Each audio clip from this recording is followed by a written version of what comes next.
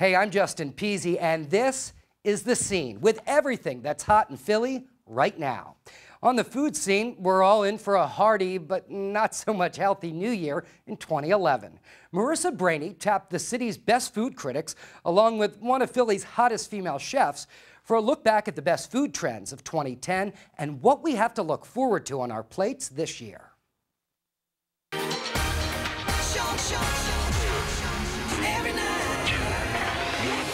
2010, the year where Philly foodies enjoyed hearty, homey comfort food at its finest. I felt we kind of got less healthy this year, and I was all right with that. Colin Flatt of The Feast says the stepped-up burger was a big trend. Jonathan Adams over at Pub and Kitchen, he has a really, really great burger. The Churchill, which is a La Frida Meats proprietary blend. High-quality inventive meats popped up everywhere, showing up frequently in the form of charcuterie. Philadelphia Inquirer food critic Craig Laban says chefs at new standouts like Barbuzzo really got creative. Ambitious chefs have decided that they wanted to try to make their own sausages and prosciuttos and salamis themselves. And it's fun, and it's also very challenging. I think the whole concept of kind of going and doing food, handcrafting everything, charcuterie, jams. I'm next door making jams this morning, pickles, just all of that. Just kind of coming back to home. Barbuzzo chef Marcy Turney says her intent for the restaurant's opening was to harness many of the trends diners were really looking for this past year. We want it to be affordable and comfortable, you know, where it's kind of casual. I think that's what people want, is kind of, you know, eating out, but it's still kind of like eating at home. Laban says it's doing those trends really well that has made the new 13th and Sansom spot a success. Casual air to the place, rustic, wood-fired Mediterranean food, small plates, pizzas. Barbuzzo's also churning out another big 2010 dish, bone marrow. It sounds disgusting, but it's delicious. And it's this buttery white substance that comes from inside of a bone. And you suddenly have seen it everywhere. Here we also put it on a pizza. We took the marrow and it kind of melts into the pizza topping. It just gives it that rich flavor. Combining two of 2010's hot food trends. Gourmet pizza, upscale pizza is a huge theme this year. And you had places like Zavino, serious house-made dough, wood-fired ovens at high temperatures, interesting ingredients on top. The casual small plates concept drove Mark Vetri's newest restaurant, the trattoria-style Amis. And then there was the culinary cocktail. The whole, post-prohibition concepts of, more stuff with more bitter, more depth and salt and that kind of stuff. The people that got the ball rolling actually was Kip Wade over at the South Fork. They were the ones that really believed that having a great Manhattan had a great old-fashioned mattered. Both Flatt and Laban see many of these trends holding through the new year. Some of these trends, the ones that really got popular, started to kind of hit in like October, November, and it's still cold months, so I'm foreseeing us having a lot more homey foods. And as far as looking forward, food themes that will gain ground in 2011? Philadelphia. We are one of the epicenters nationally of the great craft beer movement, and that's only picking up steam. Hot dogs might be the next sort of big American comfort food that gets revamped and remade. We're going to see more food events and food specials and menus driven by the speed of social media, Twitter, Facebook. No doubt, another good year to be a Philadelphia diner. I'm Marissa Brainey for NBC Philadelphia Nonstop. In the market for a new house, maybe you're just curious to see what's out there. Well, Jillian Mealy and a local realtor, Danielle Thompson, are on the hunt and taking us along for the ride. She's not your average realtor when she shows up driving her scooter, but then again, who wants average when looking for a home? Danielle Thompson from City Space makes it her priority to hand select the best options tailored to your needs. In this case, we wanted to check out various 3-bedroom homes, about 2,000 square feet in size, in different parts of the city. We're in the Northeast in Morrell Park on Sussex Lane, a very typical 3-bedroom, 1.5 bath with similar square footage as the rest of the neighborhood and most of the Northeast. What's the square footage of this? It is just about 1,300 square feet. At first glance, all you notice is the teal. My initial thought was, yikes, but Danielle says a good tip in home buying, wherever you are searching, is to look beyond what you see. This Sussex Lane home already has many great updates. This is what I call a grandma house. It is actually, looks slightly outdated, but has really, really good strong bones. So it won't cost you a lot of money. All the big ticket items have been taken care of. And for about $169,000, this 49-year-old home is equipped with a nice eat-in kitchen that is fairly uncommon in this type of home, but is a good use of space. And the best part, it's ready to be transformed. A coat of paint and new flooring is really going to turn this house around. What about this? Is this called paneling? Yeah, this is, again, is an easy fix. You can either paint over it, you could paint it white or a more neutral color, or you can take it off and just re-sheetrock. Danielle says things like parking, a deck or outdoor space, and a basement are good to look for. Now, let's head to Roxborough and see something completely different. It's brand new construction. It does have a garage, central air, granite countertops, stainless steel appliances. Now, this very new development called Keeley Court will house 25 units when complete this year. There is a distinct difference between new construction and old, and it's not just the price tag. If you like an open area floor plan, you're probably going to want to go with newer construction. For almost $350,000 and about 1,900 square feet, you might want to consider buying early in the building process. Sometimes you get more of a choice. Maybe they have a couple different floor choices, a couple different countertop choices. Cabinets, you usually have a darker or lighter color choice. This one has a fireplace, 2 decks, parking, and a pretty cool setup. This is a true suite because we have the bathroom attached with the his and hers closets. This suite has a shower with the awesome kind of replica of the old subway tile. So we took you to the Northeast, we took you to the Roxborough area. Now we're kind of at your average run-of-the-mill home, it seems like, in the Chestnut Hill section.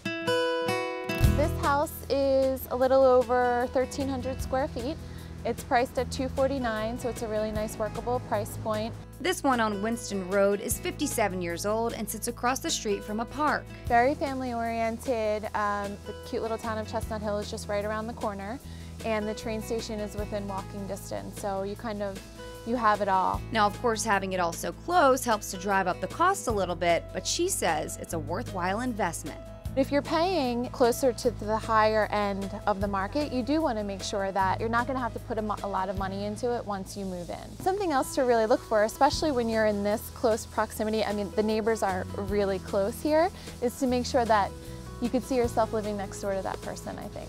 Make sure you like them. Yeah. If you like them and you like the look of the home, make sure to check all of the details. This one has central air, and that's definitely a good thing to look for.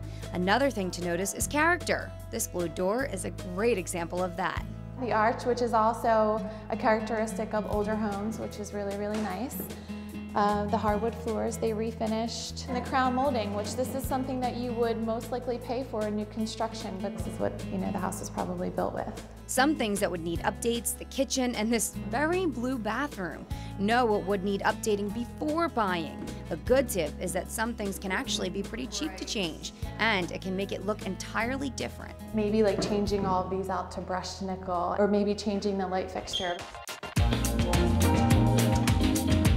We're in Bella Vista section of the city, and this is by far the most interesting place we've seen yet. Tell me about this. So this is a 3-bedroom, 2 full bath, 1 half bath row house that obviously the owners have completely put their personal touch on and redone. It's a 2,000 square feet, which is a lot of space for the city. If you're into the modern look, a place like this at 10th and Christian is pretty impressive and can give you a lot of ideas even just by looking at it. The exposed brick, I think, is a great example of something that you can do to give it that really urban feel at a low cost. And how much is this one? And this one's $610,000. And of course, we're getting more expensive because we're closer to Center City and that heart of everything. Exactly, yeah. So you are really close to the Italian market, really close to Queen Village.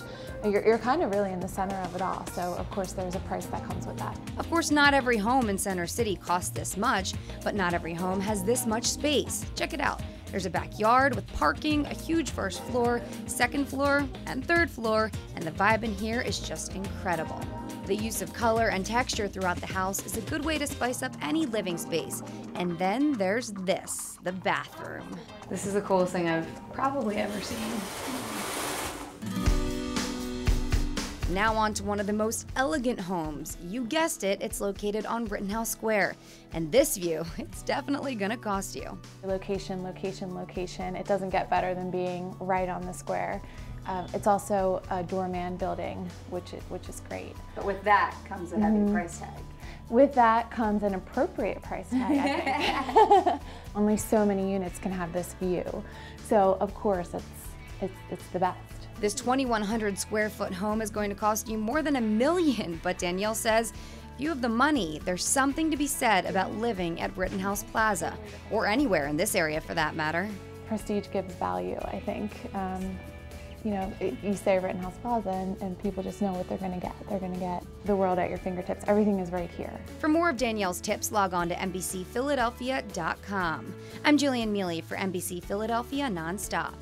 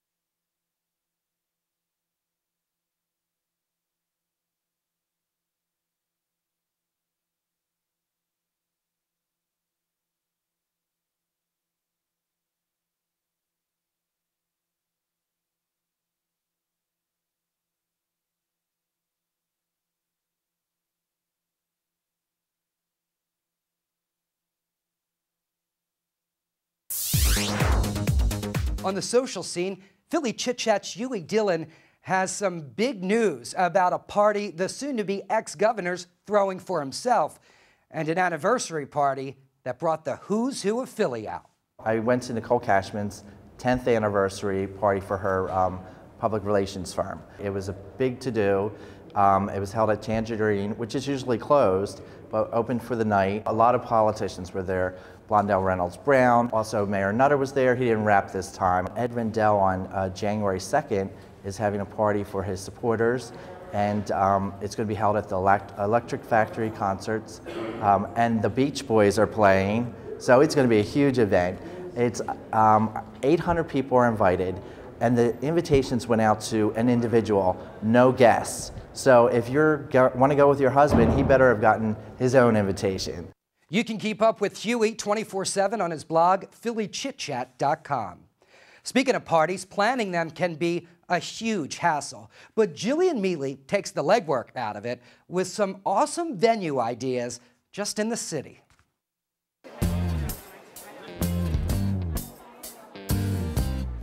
When it comes to planning a party in Philadelphia, the possibilities are endless. You can do really gritty and urban. You can do great historic places. You can do fun and funky. Gritty and urban doesn't sound great for a wedding or any party for that matter, but believe it or not, it can be, and it's a huge up-and-coming trend in the city. Think Northern Liberties. There are really great spaces that are popping up there that are really urban, and you can do great pictures that are not your typical very, posy bride and groom. You can do it in front of a rusted old garage door, in front of murals, in front of graffiti. Mark Kingsdorf, owner of Queen of Hearts Wedding Consultant, says you can have a party in places you wouldn't think possible, like an old factory. One of the caterers that we work with has a place right on Front and Palmer. There was an old barrel factory, and you can go in there and it's got high ceilings and beams and brick. One of the big trends in party planning is actually having your party at a place like a warehouse. Here behind me you can see Sherman Mills in East Falls. Doesn't look like much from the outside, but that's the point. You can make it exactly what you want. You're in the middle of kind of an old brick industrial area, and in there is this high ceilings, kind of loft space. Kingsdorf says you can't go wrong infusing color, design, and theme into any space that is a blank canvas. In Old City, there are some spaces that were old candy factories and old brick buildings that are now doing some loft spaces that are great for boutique weddings. You probably recognize this place from when The Real World filmed here, the Trust Building at 4th and Arch. It's available for parties and has a cool artsy vibe with a unique space. Maybe it's not your taste and you want smaller. You can do that too. It's a little place tucked away off of Rittenhouse Square called the Colonial Dames. Has a great walled-in backyard with a garden, small indoor spaces that have really a historic look to it, and then a small ballroom upstairs that you could do a reception for 60, 70 people. The Arts Alliance over on Rittenhouse Square has a really cool small ballroom space with beautiful architecture and beautiful art. Even some restaurants have spaces for a bash. Del Fresco's restaurant has a event space downstairs that you could do a very nice sized party in, and it's actually in the vault of the old building. So you're walking into there. For some people, bigger is better, and this city has places that are extravagant and exquisite. The Free Library on the Parkway is actually a great event space that you can tent the roof and see up and down the parkway. The Waterworks, you can do things on the Millhouse deck out at the Waterworks, which is part of Fairmount Park. One of his favorite places sits way atop a lot of the city. I love top of the tower. Bell Atlantic building, you're on the 50th floor. It's very clean lines, very architectural, and it's fun to do a cocktail party because you can bring guests up and it's daylight and you look out over the parkway. You go in and you have your reception or your meeting, and you come out and it's nighttime with a whole totally different look to it. You can even plan your party on or near the water. At the Adventure Aquarium in Camden, you can have tables set up with a view of sea life. Right at the edge of town, you've got the Moshulu, that you can have dinner on a 4-masted sailing ship, and they have facilities to do, larger events, rehearsal dinners, anniversary parties, whatever it is that you're looking to do. In a city rich with history, you can also do a lot near Independence Mall and the Art Museum.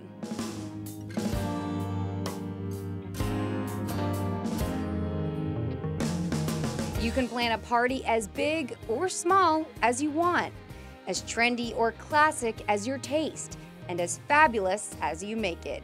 Cheers! I'm Jillian Mealy for NBC Philadelphia Nonstop.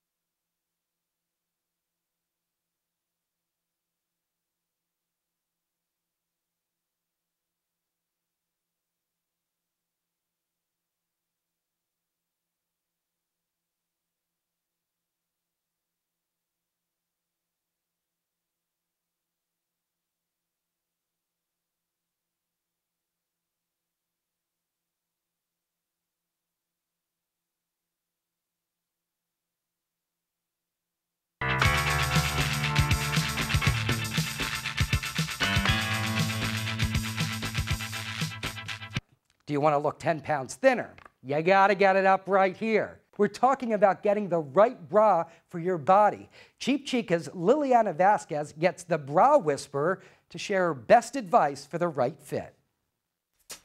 For many women, shopping for the right bra can feel like an impossible challenge. How do you know if you're wearing the right size? Or worse, what if they don't even carry your size? Well, thankfully, Susan Netherow is here to change all of that. When she has the right bra on, it's going to change her life. Susan is a regular on The Oprah Show, but today she's helping 2 local women find the perfect bra. Colleen Coberly is a new mom. I was going off of my old cup size, and after having a daughter in nursing, everything's different. Noelle Barbone says her bras make her feel uncomfortable. A lot of times I try to cover up. And both women have the same issues with bad bras. They're too big, they're too small, they're too tight. It made me feel like I was wearing armor. But finding solutions to problems like these is the specialty at Intimacy. Hi, Noelle. I'm the Bra Whisperer. Noelle wanted to eliminate a very common problem. The back will look lumpy, okay, when I put the bra on. So they call that back fat. Colleen, on the other hand, wanted a little more volume. Nothing's where it used to be. Okay. So I'd like to get that back. After a personal consultation, Susan gave both women their diagnosis. This bra is not really lifting and supporting you. This is where your bra should be, darling, like here. Okay, this low. It's way too big around. We need a little bit more depth in the cup, and by doing that, you're going to get more lift. You'll look taller and thinner in a minute. Whether you're a 30A or a 38K, this store has it. 85% of women are wearing the wrong size. It might even be higher than that. After shopping for both women, Susan proved her statistic. What size bra were you wearing, Noelle? 38C. 38C? I've moved you to 32G for gorgeous. I'm shocked. Colleen was also wearing the wrong size. Her new bra gave her the volume she wanted. It's cute, right? I feel way better. The most important thing that women will realize is that all of their clothes, really look different when they have the right bra on. When it comes to effortless style, there's one rule to live by. Overdone will always be outdone by simplicity, so keep it simple. A lot of celebrities have become famous for their disheveled, elegant look, such as Kate Moss, Sienna Miller, or Drew Barrymore.